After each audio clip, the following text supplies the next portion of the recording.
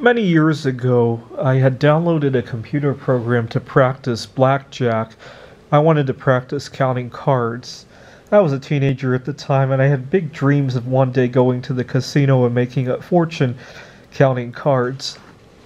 And what would drive me crazy is I would get a hand like this, right? A 16 against a dealer 10 up. And unless the count was very skewed, the proper strategy was to hit. I would hit the hand and I would bust. And then the program I had, at least, the computer would show his up card. And he had a 20 all along, so there was no chance to win this hand in the first place. I remember it driving me crazy getting hands that were unwinnable. Well, that wasn't the only case. Sometimes I would get something like a 16 versus a dealer 3 up. And unless the count is really skewed toward low cards, you're probably going to stand on this, right? And the dealer would show his up card, he had an 11, and then he would hit and get a 21, of course.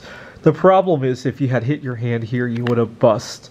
And it drove me crazy. It seemed like a huge percentage of the hands looked like that. There was no way you could win them, even if you knew the count. I mean, I guess if you really knew the count, you would walk away from the table before the hand because you realized the count was very unfavorable. But it drove me crazy. It seemed like the majority of hands look like that. I remember trying to calculate the probability of getting an unwinnable hand, and I remember it was significant, actually. It made me wish that there was a side bet for unwinnable hands, kind of like insurance when the dealer shows an ace up, right? Usually you get an opportunity to bet on insurance. It's usually not a good bet unless you're counting cards anyway.